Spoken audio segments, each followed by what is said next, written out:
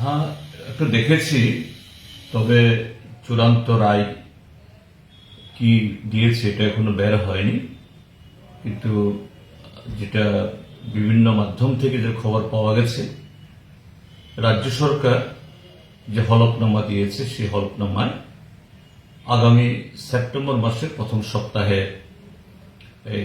এটা করার জন্য প্রস্তাব দিয়েছে এবং সুপ্রিম কোর্ট নাকি এতে সম্মতি দিয়েছেন। একটা কথা আছে, লেট বেটার দেন নেভার, অর্থাৎ দেরিতে হলেও যে 5টা বছর ধরে ত্রিপুরাজ্যের এডিসি এলাকার জনগণের যে গণতান্ত্রিক অধিকার হরণ এবং সেখানে একটা নির্বাচিত সরকার বা নির্বাচিত ভিলেজ কমিটি না থাকার ফলে রাজ্য সরকার, বিশেষ করে তার বড় শরিক ভারতীয় জনতা পার্টি, দুর্নীতির যে একটা রাস্তা খুলেছিল, এটা বন্ধ হওয়ার একটা পদক্ষেপ মাননীয় সর্বোচ্চ আদালতের হস্তক্ষেপের মধ্য দিয়ে এই পদক্ষেপ নেওয়া হলো। এটা ভালো দিক, আমি এটাকে স্বাগত জানাচ্ছি। কিন্তু এখানে আরেকটা কথা আমি বলে রাখছি যে এটাও এমনি হতো না যে এই শরিক দলেরই একটা পক্ষের তরফ থেকে এই সর্বোচ্চ আদালতে কেস দায়ের করার পরেই মাননীয় সর্বোচ্চ আদালত তার এই সম্মতি বা এই পদক্ষেপ নিয়েছেন।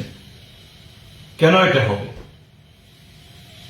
এখন যে শরিক দলটি দিল্লিতে গেছে, অর্থাৎ সুপ্রিম কোর্টে, একদিক থেকে তারা ক্রেডিট নেওয়ার চেষ্টা করবেন। হ্যাঁ, একটু ক্রেডিটের বিষয় আছে, নাই কথা বলছি না, কিন্তু আরেক দিক থেকে এই ক্রেডিট নেওয়াটার মধ্যেও একটা কায়েমি স্বার্থ, একটা কম্প্রোমাইজ আছে। কম্প্রোমাইজটা কি? এখানে এই দুটি দল মিলে সরকার চালাচ্ছে,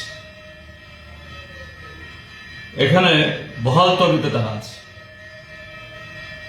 তাহলে যে বড় শরিক এরকম গণতন্ত্র হত্যা করছে, এত বড় অন্যায় করছে, যারা প্রতিনিয়ত যে নিজের জনগোষ্ঠীর তাদের কল্যাণ, তাদের অগ্রগতি, তাদের দুর্দশা নিয়ে এত কথা বলছেন, কেন এখানে ফয়সালা হলো না?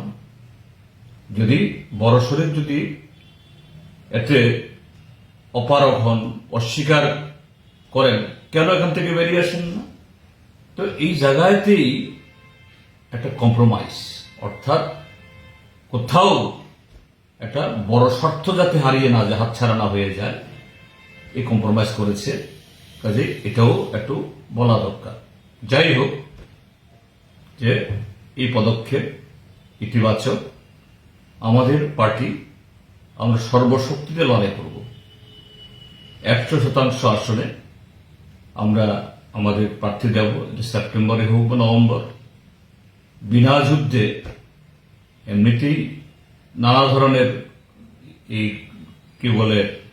এই বিজেপি মাথার মধ্যে একটা লড়াই করে এরা দখল করে নিয়ে গেছে। কিন্তু গ্রাম, এতে শুধু কিছু অর্থ করি না, যে ভিলেজ কমিটি মানে হলো যে গ্রামকে একটা ঐক্যবদ্ধ রাখা, গ্রামের মানুষকে শুধু অর্থনৈতিক দিক থেকে না, সামাজিক, সাংস্কৃতিক সমস্ত দিক থেকে নেতৃত্ব দেওয়ার এই ভিলেজ কমিটির তার একটা পবিত্র কাজ। সেই ক্ষেত্রেতে যাতে এই দুটি সুবিধাবাদী দল, দুর্নীতিবাজ দল, এদের দুর্নীতিবাজ বলতে কোনো অসুবিধা নেই, এরা একে অপরকে দুর্নীতিবাজ বলে, এরা যাতে এখানে আবার জবরদখল না করতে পারে, তার জন্য আমরা বামপন্থীরা সমস্ত শক্তি দিয়ে এবং অন্যান্য সমস্ত যে শুভবুদ্ধি সম্পন্ন মানুষ, উন্নয়নকামী মানুষ, প্রগতিশীল মানুষ, তাদেরও সহযোগিতা চাইব গ্রামকে যাতে আমরা সুরক্ষিত রাখতে পারি।